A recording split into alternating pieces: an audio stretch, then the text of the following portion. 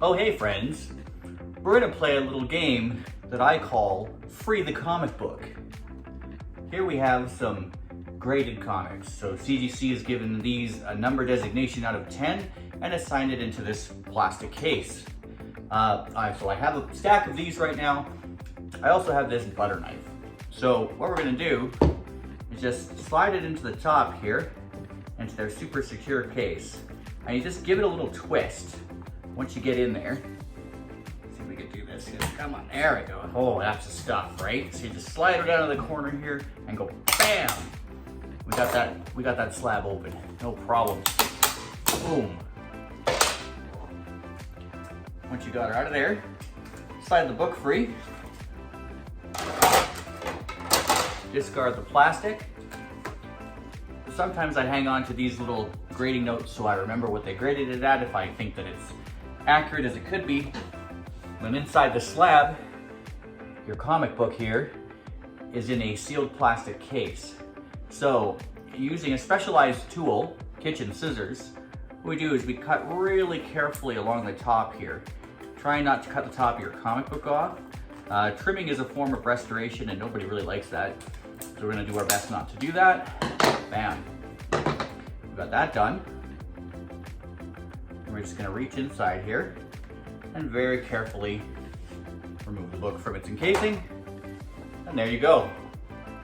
A beautiful freed comic book. It smells fantastic. CGC does put in acid-free paper, or they should. Here we go. So they put in some acid-free paper inside. I don't know if this helps like with oxidization or whatever with the paper, but I usually leave those in there. And then this guy is gonna go off to get put into a Mylar and a backing board. I use halfbacks.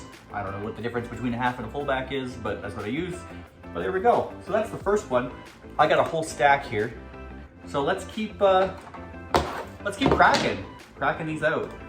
I think that graded comic books definitely have a place in the market, especially, one second. Come on. Oh, we almost got her. Bam, there we go. Just gotta loosen up this thing. I think that graded comic books have a place in the market, especially for really important books or really high grade older books. But stuff like this that's kind of mid to low grade, books that aren't culturally significant, there's no real reason to keep them entombed in this little case. With them out, you can still enjoy them. Being mid to low grade, leave this guy out now. Being mid to low grade, you don't have to worry about really damaging them as long as you're careful. I mean, you don't need to like go in all ham-fisted, eating a cheese sandwich and reading these books. Care should be taken. A lot of these things can be 40, 50, 60, even 70 years old, and you wouldn't want to wreck them. But you can enjoy them and read them carefully without fear of decreasing their condition. Look at that guy, beautiful. Great Neil Adams cover. Now let's keep going. Here's another one. Oh, this book is from 1952. This is an old book. This is an old CGC case, actually. It seems to be, oh no, I was gonna say it seems to be a lot sturdier than the previous one, but that is not the case. It actually breaks open way easier and way cleaner. Look at that. We got that guy out and the case is still intact, not in pieces like this one. Toss that to the side here. So it's got its grading note in the top. Slide that out. Yeah, this is a very cool book. This is Fiction House's Spirit #1, so it collects spirit stories from the beloved 1940s comic strip. But again, this is a low-grade book. It's not particularly valuable, although very cool, especially if you're a fan of Will Eisner and understand the contributions he made to the art form that is sequential art storytelling. Oh, this is very cool. Oh, it smells a little musty. Hope it's got that paper in there somewhere. There we go. Yeah, it's in there. Beautiful. Oh, that's a cool book. I'm gonna look forward to reading that now that it's no longer encased in a slab. Once in a while I pick up slabs like this one for a good price. where they're similar in value to what an ungraded book would be. Sometimes these books are, oh yeah, there we go. Oh, it's very satisfying. Sometimes these graded books can sell for similar, oh, this is a little tricky here, hold on. Sometimes these graded books can sell for quite a bit more money than their ungraded counterparts. But a lot of these, there we go, lower grade ones usually isn't the case. And you can pick up one graded and then untomb it. Again, using your specialized tools, which I maybe didn't go over. This is a butter knife. You can get these from IKEA. They don't have a comic book slab opening tools section, but this is available there. So you will be able to pick one up should you need it. And then your standard kitchen scissors. You probably could use a more delicate way to open this thing. I think just being careful and using good light, you'll be able to get this guy out of here without any trouble. Be careful when you're opening the tops of this. It can be a little serrated and you don't want to catch the book, but if you're careful, you just slide her out there and your book is free. Now you can enjoy the great interior artwork in this book done by Carmen Infantino and Joe Giella. And this is the first Silver Age appearance of the Scarecrow, if you care.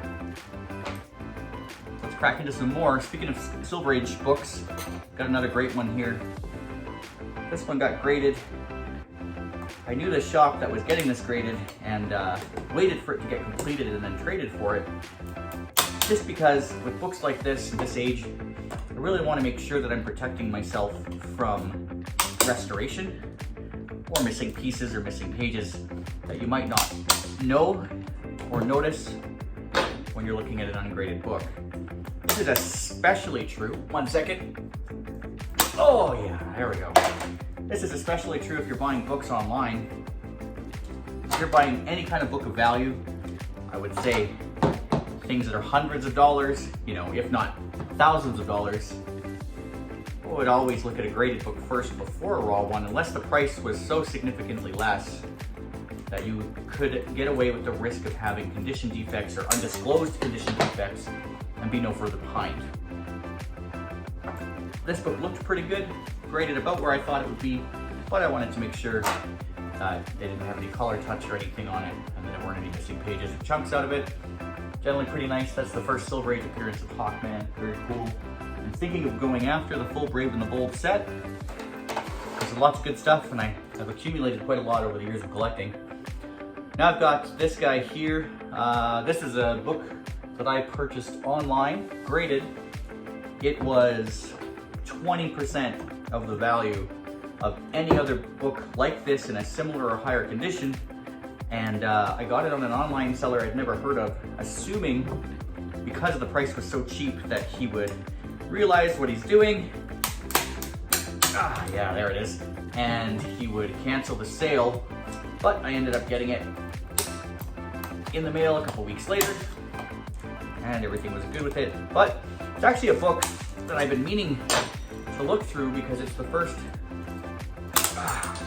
there we go, the first published work of one of my favorite artists, Sam Keith. He has a prototype Max story in this called Max the Hare, where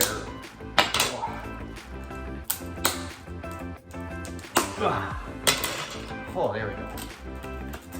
This guy's kind of a heftier book. It's really in there. All right, we got her out.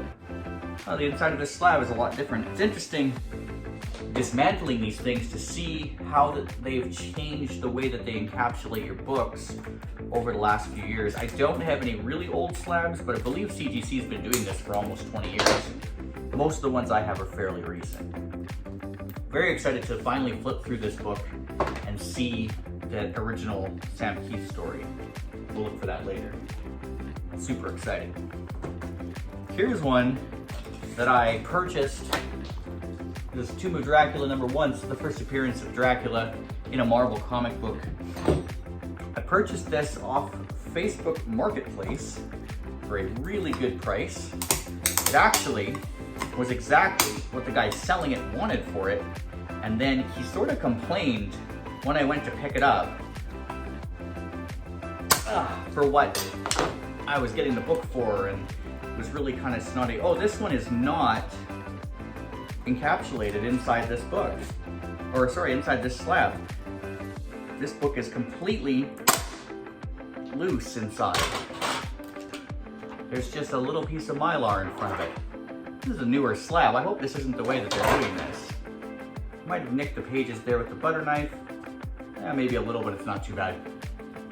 Beautiful book. Nice to have this out of here. Smells great. That's probably the shittiest slab I've ever seen. Busting these open. Not impressed with that at all. All right, have to be a little more careful if they don't have that interior casing. This guy does. This is an interesting book. Won this on auction. Nobody was bidding against me. I got it for a super good deal. It's a little bit culturally significant. It's actually one of the first independent comic books that Disney went after and gave them a cease and desist for using Mickey Mouse, Donald Duck, and a few other characters in the 70s in an independent book. These things could sometimes get pretty large circulation. Books done by Robert Crumb in Spain and Van Bode would get multiple printings. This book got canceled by the second issue, so this is issue 1. It's got a whole bunch of like Disney ripoff stuff. Been meaning to read this book for a while. It's actually pretty hard to find copies of it in general, and there's only ever like panels available to look at online. The whole story hasn't been scanned, or if it has, I'm too stupid and don't know how to use the internet and couldn't find it. So yeah, I got this culturally significant little bad boy here. Yeah, pretty great. It's got 2 pieces of paper in there. Awesome. All right, well, we're almost done. If you've stuck through the video this long, I really apologize. It's probably pretty boring. Unless you get a great sense of satisfaction watching these guys get busted open. Some people are pretty angry about encapsulating books. There we go. Oh yeah, nice clean break on that. Some people get really angry about encapsulating books. I don't get angry about it. I think it has its place in the comic book collecting realm. I believe that you collect books for 2 reasons, one for enjoyment and one for investment.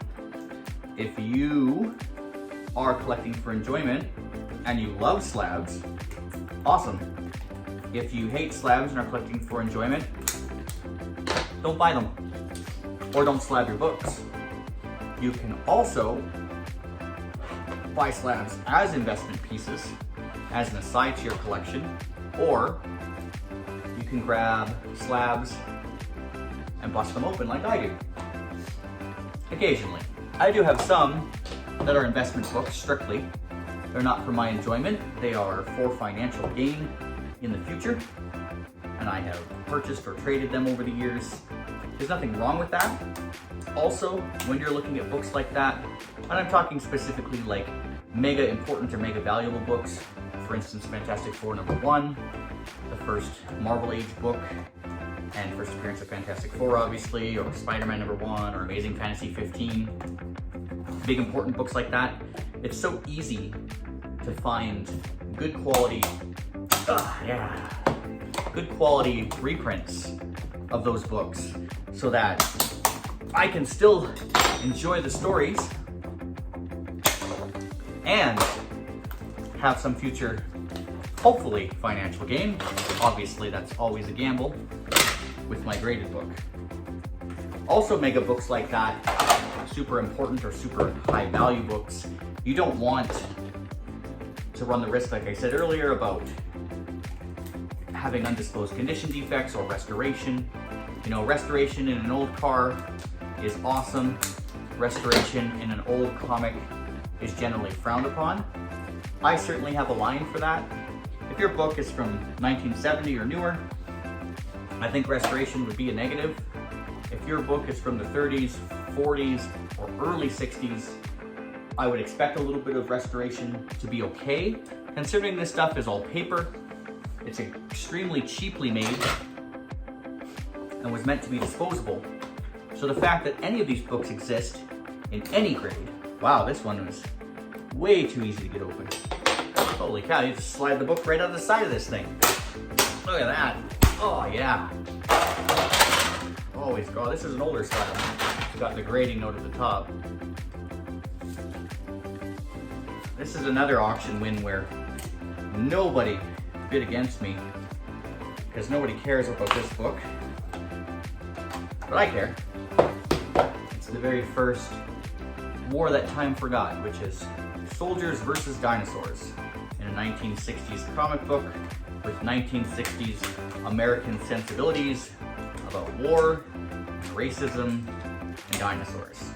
Very interesting stuff. This is an extremely hard book to find, but the grade is just in the range where it's worth cracking it open and reading it. It smells great. Anytime you want to come over and smell my comic books, you're more than welcome to. Don't worry, I don't think it's weird. This is the last one we're gonna bust open. This book's from 1966. Not particularly valuable, nobody really cares about it.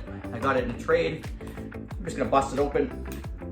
Ah, there we go. So that I can enjoy it rather than have it take up space in the oversized storage box that these books require because of their size.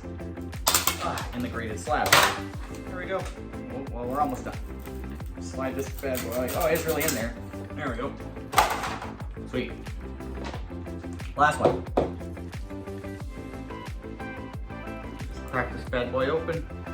This is in King Comics from 1966. This is Flash Gordon #1, so it's their first Flash Gordon. It's not the first Flash Gordon. Flash Gordon, of course, is a very old character. It's had lots of other earlier comic book appearances, as well as newspaper strips, TV and movie serials, all kinds of things. So that's the last one. There we go.